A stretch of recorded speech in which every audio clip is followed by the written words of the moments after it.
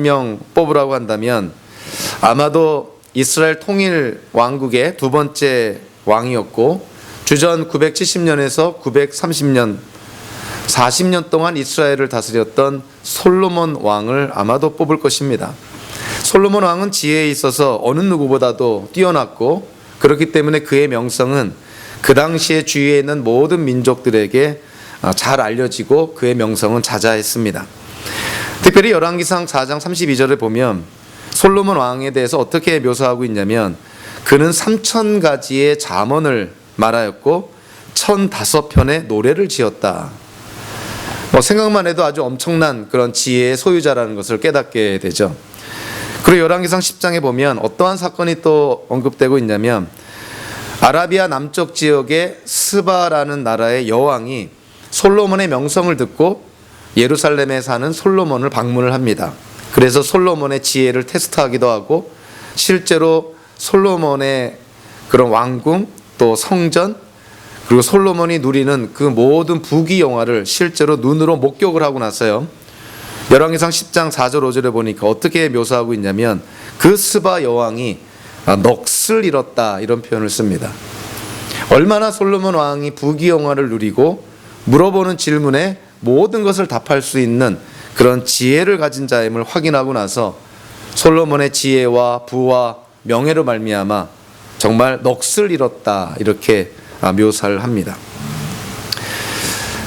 신약 성경에 들어오면요, 바로 이 솔로몬 왕을 언급을 하면서 솔로몬 왕이 가졌던 지혜보다 더 큰 지혜를 갖고 계신 분이 있음을 성경은 말씀을 합니다. 예수님께서 마태복음 12장 42절에 보니까 이런 말씀을 합니다. 심판 때에 남방 여왕이 이 세대와 함께 일어나서 이 세대를 정죄할 것이다. 그는 솔로몬의 지혜를 들으려고 땅끝에서부터 찾아왔기 때문이다. 그러나 보아라, 솔로몬보다 더 큰 이가 여기에 있다. 즉 솔로몬의 지혜보다 더 큰 지혜를 갖고 있는 자가 바로 여기에 있다 이렇게 얘기를 합니다. 예수님께서 여기서 솔로몬보다 더 큰 지혜를 갖고 있는 자라고 가리키는 사람이 누구냐면 다름 아닌 예수님 자신을 가리킵니다. 예수님은 구약의 대표적인 그런 지혜로운 자 솔로몬보다 훨씬 더 큰 그리고 훨씬 더 깊은 훨씬 더 많은 지혜를 가진 자라고 예수님 자신을 그렇게 묘사를 합니다. 우리는 예수님께서 공생의 기간 동안에 특별히 복음서를 통해서 예수님이 말씀하신 지혜를 이 비유를 가만히 들여다보면 예수님의 지혜는요 정말 이 당시에 유대인들의 그런 삶의 모든 영역에 걸쳐서 예수님의 지혜가 아주 풍성했다는 것을 깨닫게 됩니다. 왜냐하면 그 비유라는 것이 유대인들 모두가 이해할 수 있는 일상생활에서 아주 쉬운 삶의 어떠한 현장이나 경험을 예를 들어서 중요한 영적인 진리 하나님의 나라를 묘사하고 있기 때문에 그런 것이죠. 그러니까 삶의 전방향적으로 풍성한 지혜가 없이는 이러한 아주 쉽고도 명료한 그리고 중요한 비유를 말할 수는 없었다는 것이죠. 곡식과 가라지의 비유를 통해서 예수님은 농업에 일가견이 있는 그런 분이시라는 걸 우리가 쉽게 깨닫게 됩니다. 겨자씨의 비유를 통해서요 예수님은 임업에도 즉 나무가 어떻게 자라는가 그 임업에도 일가견이 있음을 우리에게 보여주고 있고 또 누룩의 비유를 통해서 제과업 빵이 어떻게 만들어지고 또 어떻게 되어지는가 그 과정을 아는 그런 제과업에도 일가견이 있음을 또 새 포도주의 비유를 통해서 양조업에도 예수님은 일가견이 있음을 그리고 옷조각의 비유를 통해서 예수님은 심지어는 바느질에까지도 지혜가 있고 일가견이 있음을 우리에게 말씀해 줍니다. 특별히 오늘 그물의 비유를 통해서는 예수님은 고기 잡는 일, 즉 어업에 대해서도 지혜로운 분이시라는 것을 우리가 깨닫게 됩니다. 그 분야와 그 영역에 풍성한 지혜가 있을 때에만 사실은 쉬운 비유를 통해서 어려운 영적인 진리를 설명할 수 있기 때문에 그렇습니다. 예수님의 지혜와는 달리요 저와 여러분들 우리 인간의 지혜는 너무나 유한적이고 한계가 있습니다. 우리는 한 치 앞도 내다볼 수 없는 유한한 존재 내일 무슨 일이 일어날지 아무도 알 수 없는 그러한 상황 속에 우리는 살고 있습니다. 그래서 예수님께서는요, 산상수훈을 통해서 하나님 나라의 그러한 비밀을 말하면서 이렇게 우리에게 권면합니다. 자, 그러므로 내일 일을 걱정하지 말아라. 내일 걱정은 내일이 맡아서 할 것이다. 한날의 괴로움은 그날에 겪는 것으로 족하다. 이런 말씀을 합니다. 내일 일을 미리 앞당겨서 미리 끄집어내서 미리 걱정하지 말라는 것이죠. 내일 무슨 일이 일어날지 아무도 모르는데, 쉽게 말하면 지금 걱정한들 밤새 불안해하고 염려하고 두려워하는 가운데 밤을 샌다 하더라도 내일 일어날 일에 대해서 우리가 할 수 있는 것이 아무것도 없다는 거예요. 인간의 한계가 있다는 것이죠. 예수님께서는 인간의 그런 한계를 너무나 잘 아시기 때문에 걱정하지 말아라. 걱정한다고 한들 세상이 변하는 것도 아니고 우리의 인생이 어떻게 바뀌는 것도 아니고 또 우리의 삶에 일어날 일이 안 일어나는 것도 아니고 걱정하지 말아라. 내일 일은 내일 하루 걱정하는 것만으로도 충분하다는 것이죠. 자, 그러면서 예수님께서는 인간이 되어서 이 땅에 오신 하나님이신 예수님이요, 이 세상 끝에 일어날 일에 대해서 우리에게 말씀해 줍니다. 내일 우리 인생 각자 우리 인생 속에 무슨 일이 일어날지는 모르겠지만 하나님이 세상을 지으시고 하나님이 세상을 붙들고 계시고 또 나중에 하나님께서 세상을 심판하시기 때문에 세상에 대한 창조가 있었다면 이 세상에 종말이 있고 또 종말에는 하나님의 심판이 있다는 것을 예수님은 비유를 통해서 우리에게 말씀해 줍니다. 그래서 오늘 우리가 함께 나누는 이 그물의 비유도요, 마지막 때 하나님의 심판으로 말미암아 분리가 일어날 것임을 우리에게 아주 명료하게 전해주고 있습니다. 자, 오늘 본문을 통해서 우리는요, 마지막 때, 즉 예수님이 이 땅에 오심으로 말미암아 세상의 종말에 일어나는 그때의 상황, 그리고 그때 무슨 일이 일어날지, 그리고 그 마지막 때의 결과가 어떠한 것인지에 대해서 예수님은 비유를 통해서 우리에게 쉽게 말씀해 줍니다.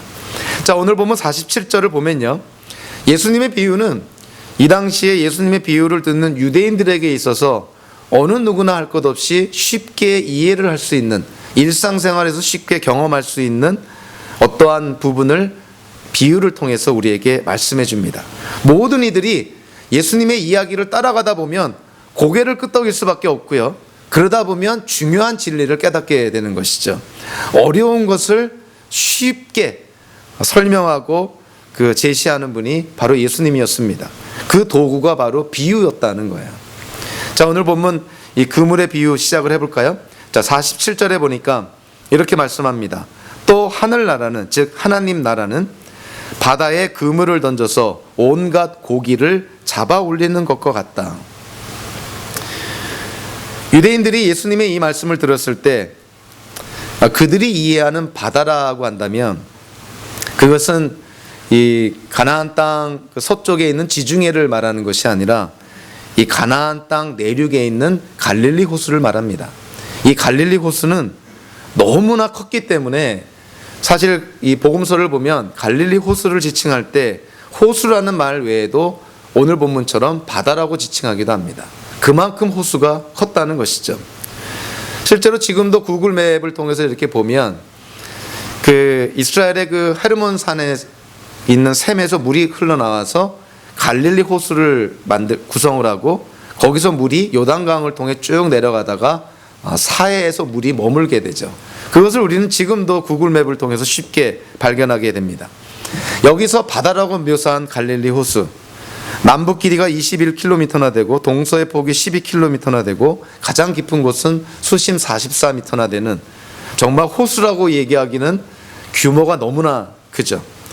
그래서 이 호수 주변으로 예수님 당시 1세기 당시에 게네사렛, 벳세다, 가버나움, 가다라, 막달라, 디베랴 이런 어촌들, 도시들이 형성이 되어 있었습니다. 우리 애나버에 사는 우리들은 예수님께서 갈릴리 호수를 바다라고 이렇게 묘사한 것을 아마 미국에 있는 다른 사람들보다 더 쉽게 이해할 수 있을 거라고 생각을 합니다.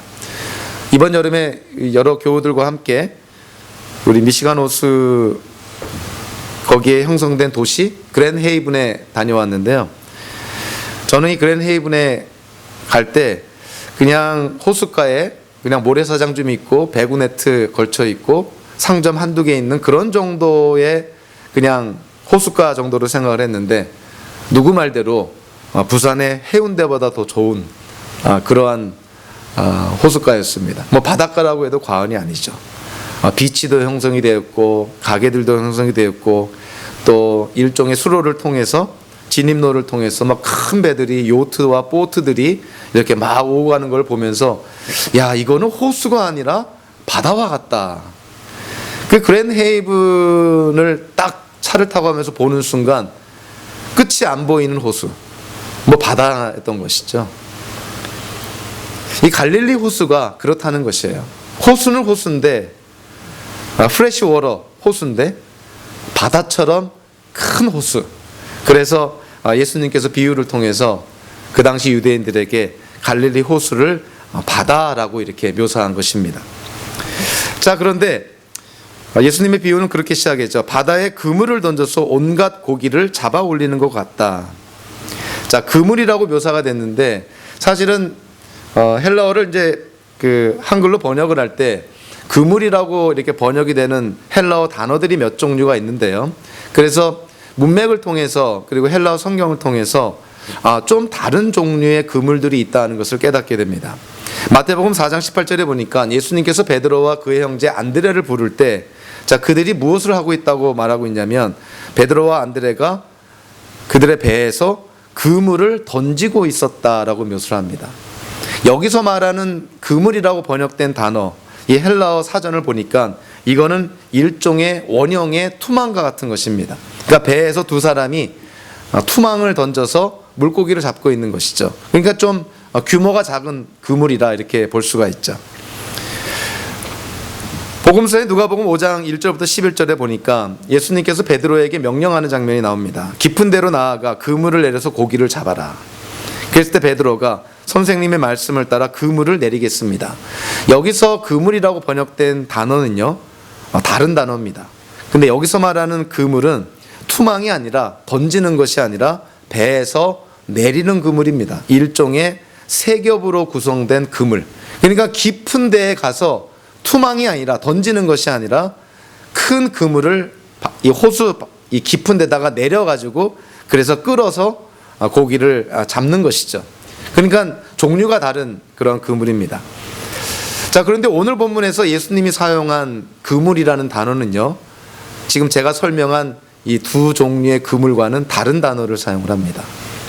그래서 이 헬라어 사전을 보면 예수님이 오늘 그 비유에서 설명한 것처럼 그물을 던져서 바다에 그물을 던져서 온갖 고기를 잡아 올린다고 했을 때 여기서 말하는 그물은요, 투망도 아니고 그냥 내려서 고기를 잡는 그물도 아니고요, 요즘 말로 하면 일종의 예인망입니다.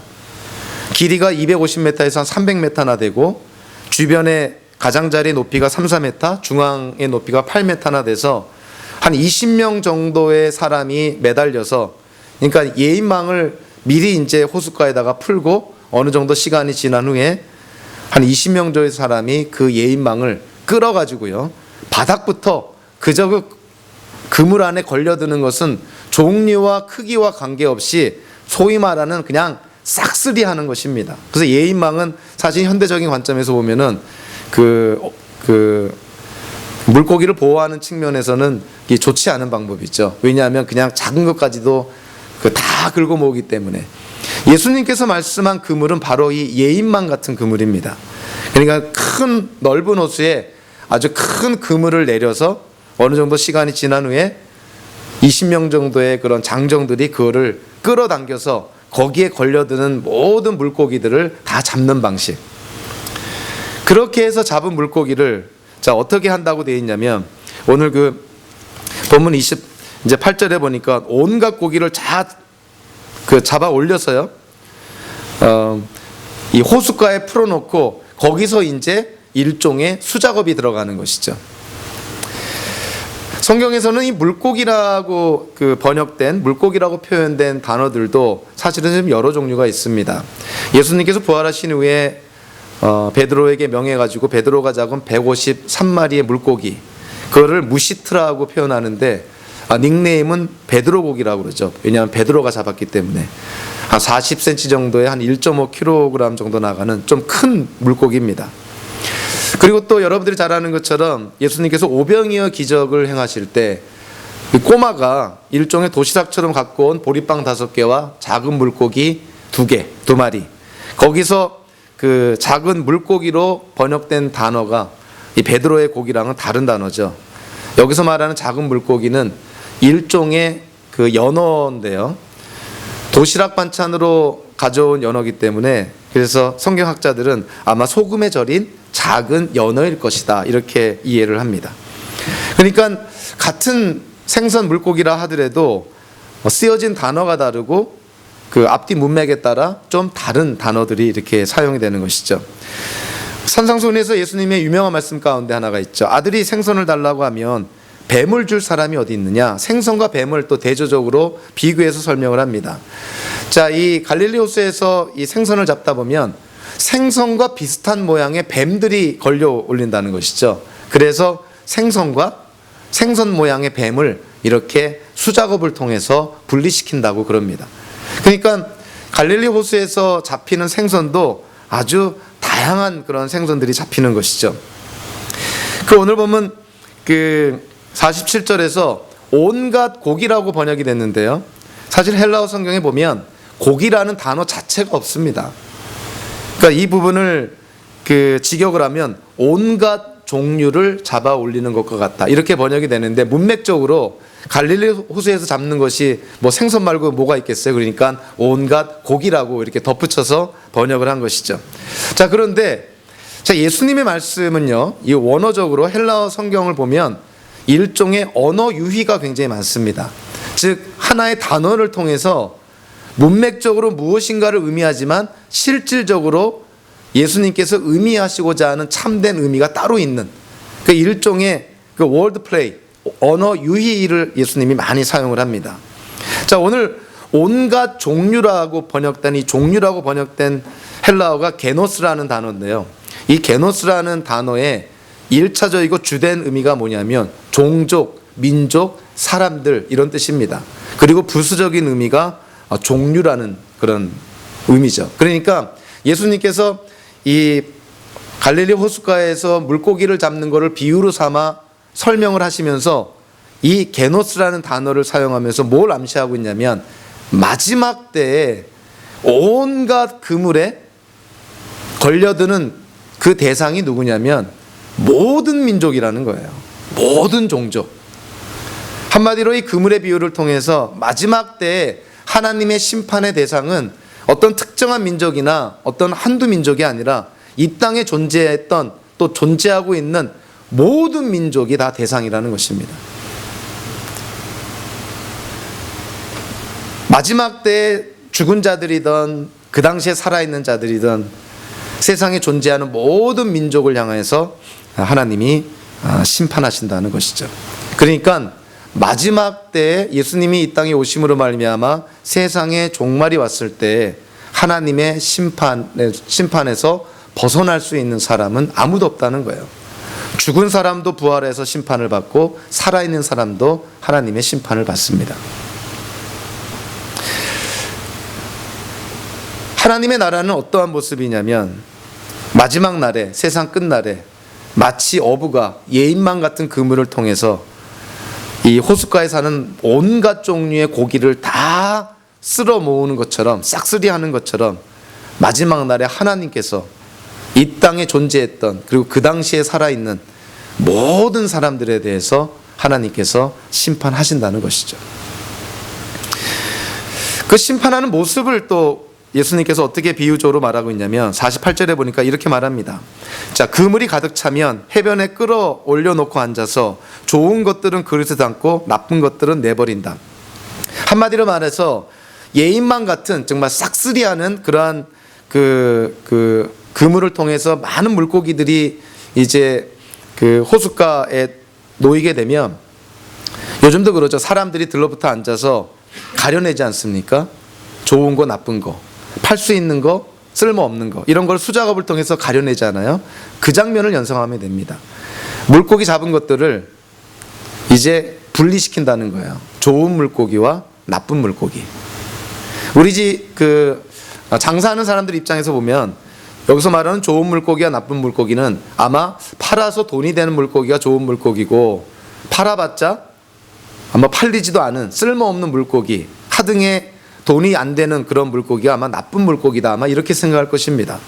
그러나 유대인들이 예수님께서 좋은 물고기, 나쁜 물고기 얘기했을 때 적어도 유대인들은 예수님의 말씀을 잘 이해를 합니다. 왜냐하면 하나님의 율법에 의하면, 유대인들이 하나님의 법으로 알고 있는 그 구약의 하나님의 율법에 의하면 생선도 두 종류로 나눠집니다. 깨끗한 생선과 부정한 생선이 있어요. 자, 깨끗한 생선은 어떤 거냐면 지느러미가 있고 비닐이 있는 것을 깨끗한 생선으로 여깁니다. 그거는 정결한 그런 짐승이죠. 그래서 그와 같은 것들은 먹어도 되는 것이에요. 그러나 생선 가운데 지느러미가 없거나 비늘이 없는 것은 부정한 것입니다. 하나님 보시기에 부정하다고 그렇게 법으로 규정해 놓았죠. 그러니까 이 비유적으로 좋은 물고기와 나쁜 물고기는, 자, 무엇을 기준으로 해서 좋은 물고기와 나쁜 물고기냐면 하나님의 율법을 기준으로 해서 하나님이 깨끗한 물고기라고 한 것이 깨끗한 것이고요, 하나님께서 부정하다고 여기는 것이 부정한 것입니다. 그냥 우리 마음대로 자기 그냥 주관적인 개인적인 어떤 의견이 아니라 하나님의 율법이라는 객관적인 기준을 통해서 좋은 물고기와 나쁜 물고기가 나눠진다는 것이죠. 그래서 구약의 유대인들은요, 지금도 유대인들 그럴 거라고 생각을 합니다. 구약의 율법에 기초해서 부정한 음식은 안 먹죠. 그래서 유대 사회의 유대인들에게 가장 그들이 혐오하는 그런 음식 가운데 하나가 뭐냐면 바로 돼지고기라고 그러죠. 그 돼지고기는 되새김질도 못하는, 그래서 성경에서 부정한 그런 음식으로 여기기 때문에 유대인들이 가장 피하는, 그리고 부정하다 여기는 그러한 음식 중에 하나라 그럽니다. 이 생선 얘기가 나와서 그런데요, 제 개인적인 얘기긴 하지만 제가 개인적으로 좋아하는 그런 해산물 음식이 하나 있는데 그것은 아구찜이라는 것입니다. 아구탕보다는 저는 아구찜을 더 좋아합니다. 근데 이 아구라는 물고기가 어떻게 해서 아구찜이라는 그런 맛깔나는 음식으로 그렇게 사용될 수 있었을까? 궁금하면 찾아보지 않아요? 그래서 아구라는 고기를 한번 찾아봤는데, 제가 본 물고기 중에서 가장 못생긴 물고기, 세상에 그렇게 흉측한 물고기가 없습니다. 정말 보는 순간 아니 이게 어떻게 그렇게 맛있는 아구찜의 요리가 재료가 되지 할 정도로 정말 보기만 해도 좀 몸소리치는 아주 끔찍한 그런 물고기입니다. 이 물고기는 몸의 길이 가운데 3분의 2가 입이에요. 그래서 아구, 그러니까 입이 너무나 커가지고, 그리고 이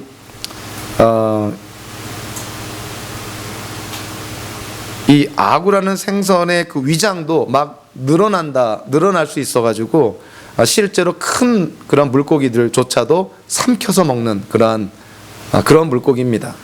그래서 옛날에 어부들이 고기잡이를 하다가 이 아구가 잡히면, 아구가 좀 크기가 있으면요, 아구의 배를 갈랐다 그래요. 그럼 아구의 배를 갈르면 아구 배 안에서 조기가 나오기도 하고 전어가 나오기도 하고 그랬다는 것이죠. 왜냐하면 생선 자체를 그냥 통째로 삼키는 그러한 물고기였기 때문에요. 그래서 이 아구라는 그런 물고기는 그냥 잡으면 다 버렸다고 그래요. 그런데 마산에 있는 어떤 할머니가 이 해안가 선착장에 버려진 이 아구라는 물고기를 보면서 일종의 좀 측은한 생각을 하게 됐다는 것이죠. 왜 저거는 다 저렇게 버려질까? 저거를 어떻게 좀 사용할 방법이 없을까? 해서 고민하고 연구한 끝에 만든 음식이 아구탕이라는 거예요.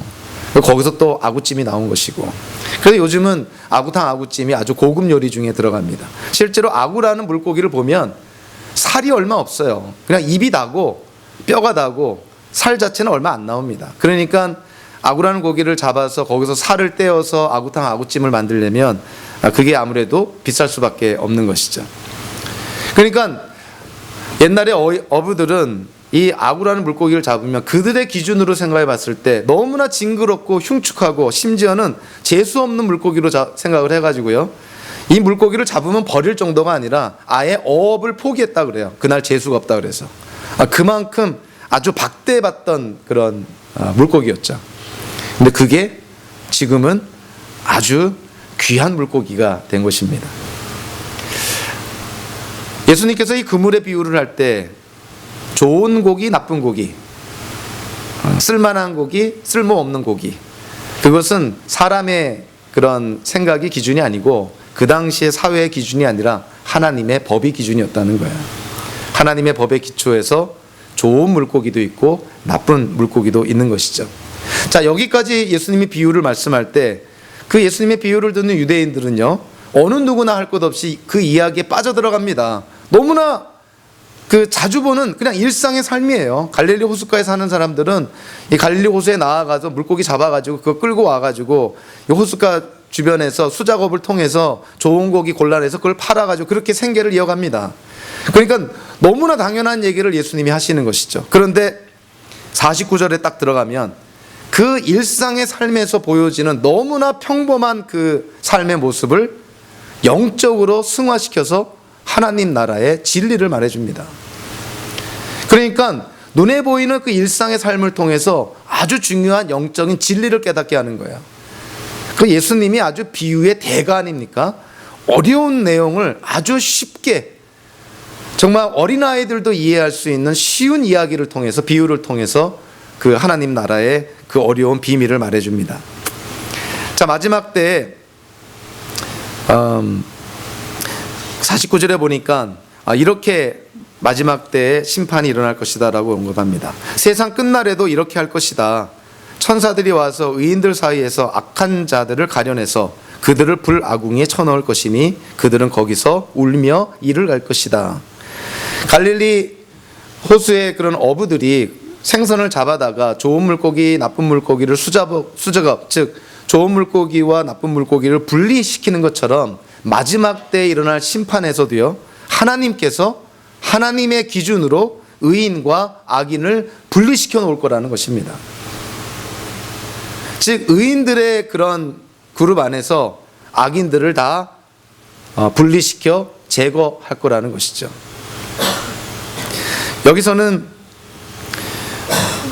불아궁이라고 이렇게 묘사가 됐는데요, 마태복음 25장에서는 영원한 불 속 이렇게 묘사가 됩니다. 또 요한계시록 20장에서는 불바다 이렇게 묘사가 되죠. 이 표현들은 다 상징적인 표현입니다. 이거를 문자적으로 이해해서 지옥이라는 것이 불타는 곳에 그냥 던져져서 화형당하는 곳인가 이런 것이 아니라 그만큼 고통스러운, 고독한, 하나님의 은혜가 없는 그러한 장소를 묘사하려고 영원한 불 속이라든가 불바다라든가 불아궁이 이렇게 묘사한 것이죠. 하나님의 기준으로 봤을 때 마지막 때에 의인과 악인을 이렇게 분리를 시키는데 그 분리하는 기준이 누구의 기준이냐면 하나님의 기준입니다. 좋은 물고기, 나쁜 물고기가 하나님의 율법의 기초에서 분리가 되는 것처럼 마지막 때에 의인과 악인으로 분리가 되는 것은 하나님의 기준으로 분리가 된다는 것이죠. 현대 많은 사람들이 이렇게 생각을 합니다. 자기 기준으로 살아요.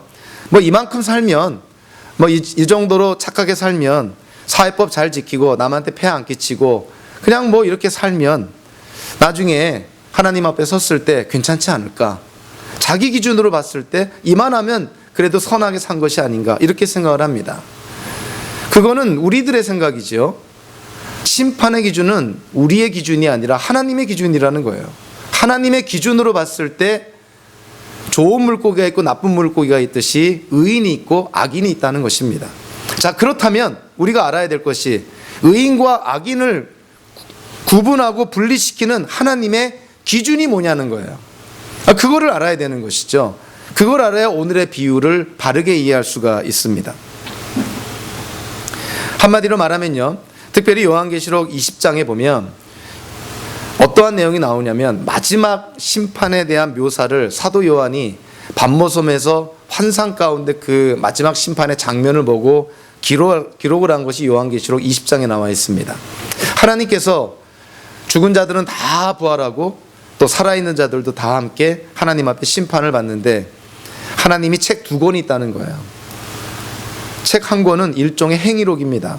이 땅에 태어난 사람들이 태어나서 죽을 때까지 말하고 행동하고 생각하고 상상하고 마음에 품은 모든 것들을 다 기록한 행위록. 그 사람의 행위에 대한 모든 것이 기록되어 있는 행위록이 한 권이 있고, 또 하나는 생명책이라 불리는 또 책이 한 권이 있습니다. 예수 그리스도를 믿음으로 말미암아 하나님께로부터 죄사함의 약속을 받고 구원과 영생의 약속을 받은 사람들은 바로 그 생명책에 이름이 기록이 되어 있는 거예요. 근데 생명책에 이름이 기록이 되어 있지 않은 사람들은 나중에 하나님께 어떠한 심판을 받냐면, 하나님의 심판의 기준이 뭐냐면 행위록에 따라서 심판을 합니다. 그러니까 믿음이 있느냐 없느냐가 아니라 그 사람의 행동, 행위를 갖고 하나님이 심판한다는 거예요.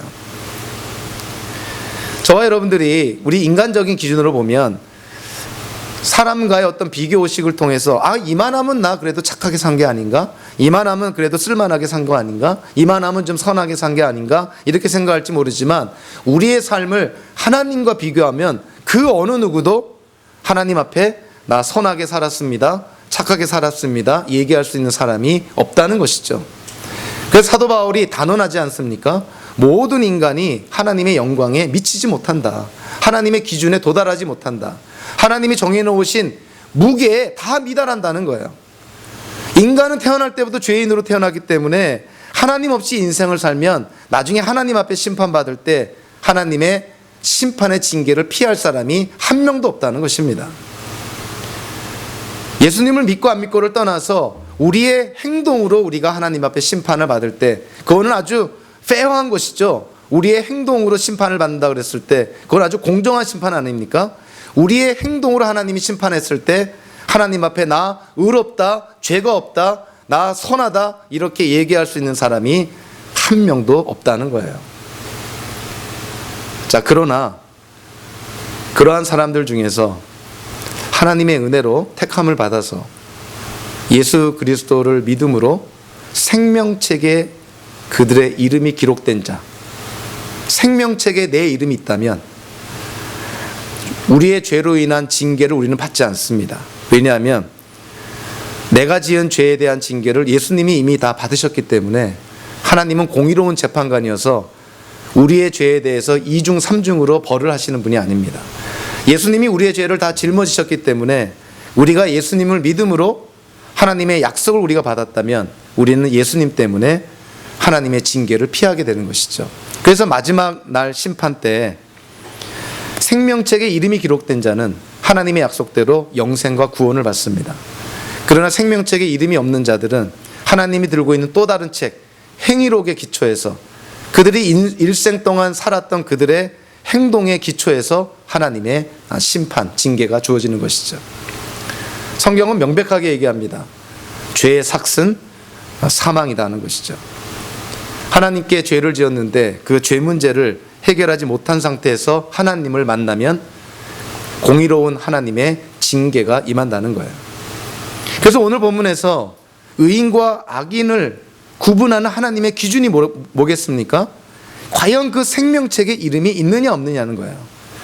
누가 생명책에 이름이 있다고요?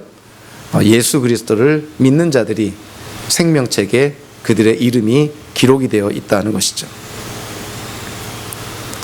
우리는 현실 감각이 좀 있어야 되는데요.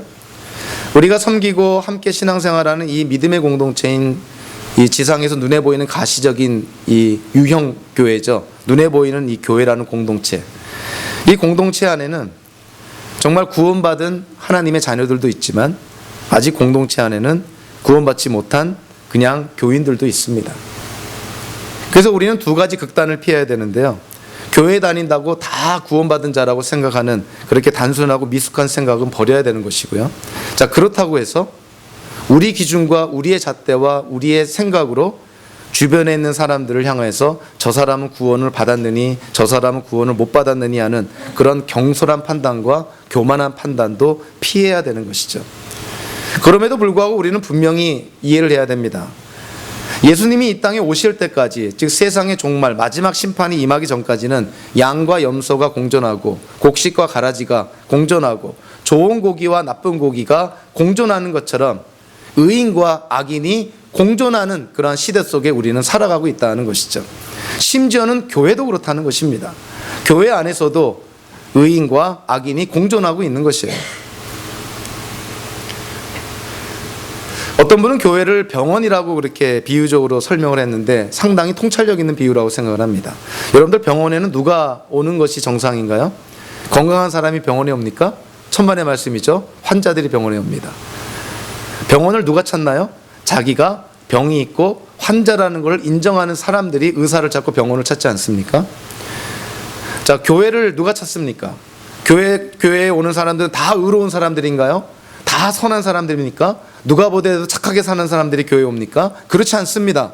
교회에 오는 사람들은 한마디로 말해서 죄인들이 오는 것이 교회입니다. 그래서 교회에 와서 인간의 죄성을 발견하는 것 이상하게 생각할 게 아니에요. 당연한 것입니다. 여러분들 기독교인이라고 해서요, 한순간에 천사가 되는 것이 아니에요. 예수 믿고 구원을 약속받은 기독교인이라 할지라도 여전히 죄 가운데 죄를 짓고 육신의 연약함 속에서 아직도 그 죄성을 못 이겨서 자기도 죄 짓고 주변 사람들도 힘들게 하는 그런 삶을 살고 있다는 것이죠. 교회에 누가 온다고요? 죄인이 옵니다. 내가 죄를 짓고 있고 또 죄인으로 태어나서 하나님 앞에 어쩔 수 없는 죄인임을 인정하는 사람들이 교회에 오는 것이에요. 교회는 의로운 사람들이 오는 것이 아닙니다. 예수를 믿고 구원받은 사람들이 누구냐면 스스로 의롭다 생각했던 바리새인들, 사두개인들, 제사장들, 율법학자들, 이들이 아닙니다. 오히려 사회에서 천대받았던, 사회의 변두리에 있었던 이 세관원들, 창녀들, 죄인이라 칭함받던 그들이 예수님이 선포하신 복음을 통해서 예수를 믿고 구원받은 거예요. 자기가 죄인임을 인정한 사람들이 복음을 통해서, 예수를 통해서 의롭게 됩니다. 하나님 앞에 내가 죄인이라는 사실을 깨닫지 못한다면 뭐 교회에 나올 일도 없고 교회에 나오라 그래도 나올 수도 없는 것이고, 교회에 나온들 그거는 형식적인 종교 행위에 불과한 것이죠. 교회는 누가 나옵니까? 죄인들이 모이는 것입니다. 저나 여러분들이나 다 죄인인 것이죠. 죄인들끼리 모여서 함께 공동체를 형성해서 함께 신앙생활하니 그 안에 문제가 없을 수 있나요? 당연히 문제가 생기죠. 당연히 어려움도 생기죠. 인간관계 속에 갈등도 생기죠. 상대방에 대한 실망도 생기죠. 억울함도 있죠. 당연한 것입니다. 교회는 천국이 아닌 것이죠. 교회는 하나님의 나라가 아닙니다. 그래서 우리가 함께 신앙생활할 때 병원에 환자가 몰리는 것처럼 교회에 죄인들이 오는 것은 당연합니다. 자, 그런데 한 가지 꼭 알아야 될 것은요, 병원에 환자가 많이 몰리는 것은 좋은 일이죠. 그런데 병원에 환자가 몰리기는 했는데 그 병원에서 환자가 치료를 받지 못한다면 그 병원은 있으나 마나한 병원이죠. 빨리 없어져야 될 병원이죠. 만약에 교회에 죄인들이 몰려드는데 교회에서 그 죄인들이 예수를 믿고 구원과 영생의 약속을 받고 이제는 어둠의 나라에 속한 자가 아니라 빛의 나라, 하나님의 나라의 백성으로 전환되어져 가는, 새롭게 되어져 가는 그러한 삶의 모습을 만약에 공동체를 통해서 보여지지 않는다면, 죄인된 삶이 의로운 의인의 삶으로 변화되지 않는다면 그 교회가 어찌 교회라고 할 수 있겠냐는 거예요. 환자가 나음을 입는 곳이 병원입니다. 죄인이 예수를 닮아가는 곳이 교회라는 것이죠. 그래서 우리가 교회를 몇 년 다녔느냐, 언제부터 다녔느냐, 얼마나 오랫동안, 얼마나 봉사하며 다녔느냐, 이게 중요한 것이 아니에요. 작년과 올해를 비교해 봤을 때, 5년 전과 지금에 비교해 봤을 때 과연 나는 예수를 닮은 기독교인으로 지금 삶이 변화되고 있는가? 조금씩이지만, 정도차는 있지만 조금씩이라도 예수를 닮아가고 있느냐? 내 신앙과 교회 안에서의 다른 그런 교인들과 같이 어우러져서 함께 교회 생활 이런 걸 통해서 과연 나는 예수님을 점차 닮아가고 있느냐? 그것이 우리가 항상 성찰해야 될 부분입니다. 한 해를 새로 맞이할 때, 또는 한 해를 마무리할 때, 항상 돌아봐야 되는 것이죠. 과연 지난 한 해 동안 나에게 무슨 긍정적인, 건설적인, 미래적인 변화가 있었는가? 만약에 변화가 없었다면 좀 단정지어서 얘기하긴 그렇지만 1년의 신앙생활이 헛것인 것이죠. 변화가 있는 것은 당연한 것입니다. 환자가 병원에서 치료받는 거 당연한 것입니다. 죄인이 의로운 삶으로 그렇게 변화된 삶을 살아가는 그런 원동력을 제공받는 것이 교회인 것이 당연한 것이죠. 그래서 오늘 보면 49절 5절을 보니까 예수님이 이 땅에 오셔서 마지막 때가 임해서 심판이 임했을 때 그때 하나님의 나라가 뭡니까? 의인들 가운데서 악인들이 다 배제가 되니 하나님의 나라가 완전한 하나님의 나라가 되는 거예요. 하나님 나라의 완성을 이루는 것이죠. 어떤 사람이 그러죠. 예수님이 이 땅에 오셔서 우리가 하나님 나라 안에서 하나님과 영생을 할 때 그때 영생을 하는 기독교인들이 또 그곳에서 죄를 지을 수도 있습니까? 쉽게 말하면 하나님 나라 예수님 재림 이후에도 구원받은 기독교인들이 또 죄를 지을 수 있습니까? 이런 질문을 합니다. 예수님께서 이 땅에 다시 오심으로 말미암아 하나님의 나라가 완성이 되면요, 그 하나님 나라의 특징 가운데 하나가 뭐냐면 죄가 존재하지 않습니다. 예수님의 재림으로 말미암아 이 땅에 완전하게 임하는 하나님의 나라 안에는 죄가 없어요. 아예. 아니 죄가 없는데 죄가 없는 곳에서 사는 기독교인들이 어떻게 죄를 지을 수가 있겠어요? 그래서 우리가 하나님 나라 안에서 영생을 할 때는 우리는 죄를 지을 수 없는 존재가 됩니다. 그것이 성경의 가르침이에요. 마지막 때 하나님의 나라가 완성을 이루게 됩니다. 그래서 우리는 저와 여러분들의 인생은 우리가 어떠한 길을 걸어가느냐에 따라서 우리가 경험하는 게 다르고 인생 자체가 다르지만 예수 그리스도를 믿음으로 하나님께로부터 구원과 영생을 약속받고 이제는 하나님의 아들, 딸로 하나님이 삼아주셨다면 우리들의 끝은 똑같은 거예요. 마지막 날 우리 다 육체적으로 부활해서 마지막 심판을 통해 하나님이 약속하신 구원과 영생을 우리가 누리게 된다는 것입니다. 우리말 중에 좀 유머스럽게 이렇게 표현할 수가 있죠. 너 이놈 나중에 보자. 나중에 내가 복수하겠다. 뭐 이런 안갚음하겠다 이런 뜻이죠. 너 이놈 나중에 보자. 여러분들 그걸 영어로 표현하면 어떻게 영어로 표현하는지 아세요? 너 이놈 나중에 보자. 이 조크입니다. 너무 심각하게 직역하려고 하지 마시고 너 이놈 나중에 보자. 영어로는 see you later. 나중에 보자는 거예요. 그게 강하게 부정적으로 그리고 파괴적으로 사용되면 너 나중에 보면 내가 복수하겠다 이런 것이죠. 자, 그런데 이거를 우리가 좀 성경적으로 그리고 하나님 중심적으로 바라보면 우리는 만났던 사람들과 헤어질 때 영어로는 see you later 그럽니다. 나중에 보자. 근데 우리 한번 가만히 생각해 볼까요? 나중에 보자고 얘기는 했지만 그 사람을 나중에 다시 본다는 확신이 있나요? 장담할 수 있습니까? 내일 일을 알지 못하는데 그 사람을 다시 본다는 확신이 있나요? 사실 아무도 확신 못합니다.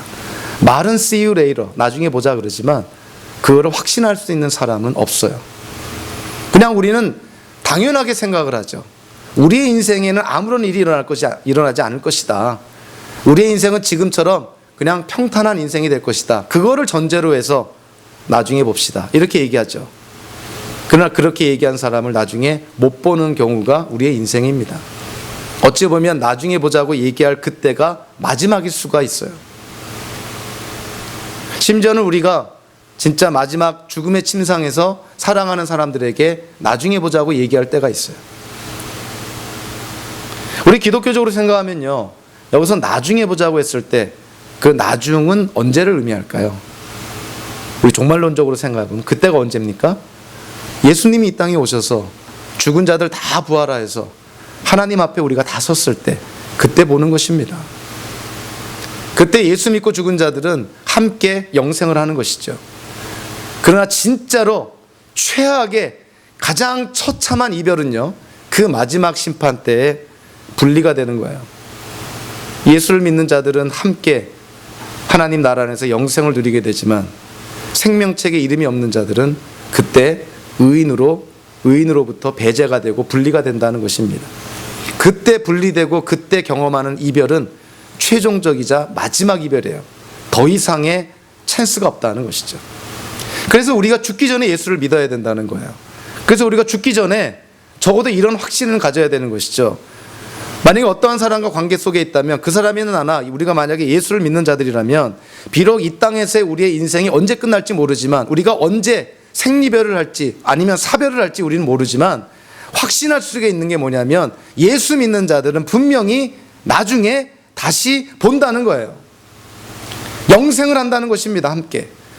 그래서 성경적으로 우리 see you later 이렇게 표현하는 것보다 어찌 보면 see you then 이런 표현이 더 맞아요. 우리 그때 봅시다. 만약 이 땅에서 우리가 못 만나다 하더라도 우리 예수 믿고 구원과 영생 받은 자들 see you then, 마지막 심판 때, 그때 하나님께 영생을 받을 그때, 우리 그때 봅시다. 제가 여러분들한테 강조하고 싶은 거는, 여러분들 스스로가 사람들과 그렇게 이별을 할 때, 마지막 심판 때, 그때 하나님 앞에서 우리 다시 보자고 얘기할 수 있느냐 하는 것이에요. 그럴 자신이 있냐는 거예요. 정말 예수 믿고 구원과 영생에 확신이 있냐는 거예요.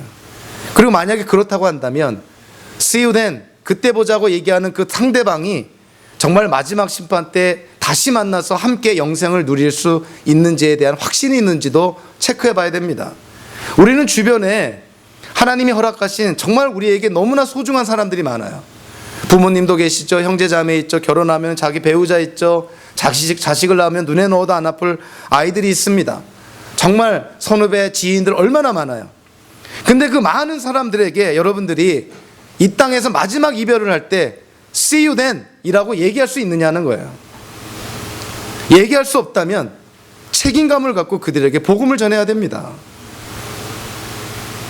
예수를 전해야 됩니다. 아니, 이 땅에서 하나님은 창세기에서 뭐라고 말씀하고 있냐면, 인생의 우리가 살 수 있는 최고의 오랜 인생의 수가 120살이라 그랬어요. 120살.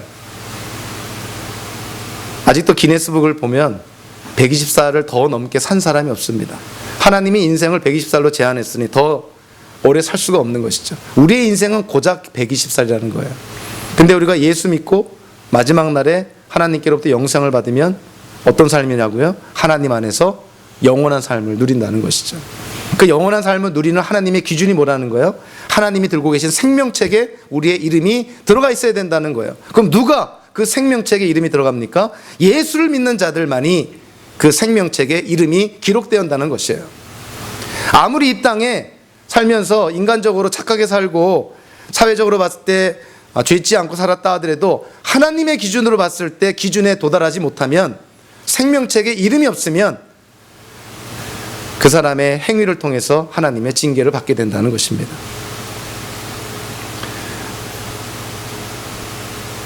주변에 있는 사랑하는 지인들에게 여러분들 그때 보자고 see you then 이렇게 얘기할 수 있습니까? 혹이라도 부모님이 안 믿는 그런 분들도 있을 테고, 또 가까운 형제 자매, 친구, 지인들, 결혼한 사람들이란 배우자, 아직 예수님을 안 믿는 사람들이 분명히 있을 것입니다. 그들에게 정말 이 땅에서의 마지막 이별 그 순간에 우리 그때 보자고 see you then 이라고 얘기할 수 있어야 돼요. 하나님의 그 마지막 심판 때 같이 손잡고 생명책에 이름이 기록되어 하나님 나라 안에서 영생을 누리는 그러한 순간이 우리에게 있어야 된다는 것이죠. 먼저 우리 스스로 과연 우리는 복음을 통해서, 예수님을 통해서 정말 구원과 영생의 확신이 있는지, 만약에 그렇다면 우리 주위를 둘러보아서 우리가 복음을 전해야 되고 예수님을 전해야 할 대상들이 있는지, 저와 여러분들의 삶이 이런 끝에 마지막 때에 일어날 일에 대한 확신을 통해서 우리가 오늘을 살 때, 오늘이 마치 마지막 날인 것처럼 최선을 다해서 살아가는, 그래서 하나님의 영광을 드러내는 성도의 삶을 사시기를 주님의 이름으로 축원합니다. 기도하겠습니다. 고마우신